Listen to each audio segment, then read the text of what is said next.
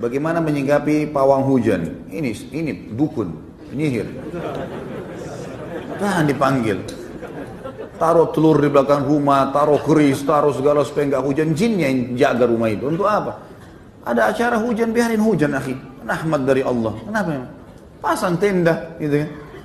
Masuk dalam ruangan. Kalau lebat sekali hujan, tunda hari lain. Jangan dipanggil. Pawang hujan ini dukun. Nggak boleh sama sekali.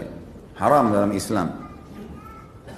Walaupun mereka pakai bacaan-bacaan Al-Quran ya, jangan dipercaya. Paling sedikit itu tanam telur di belakang rumah, taruh apalah batu kerikil sekian banyak dan segala macam khurafat.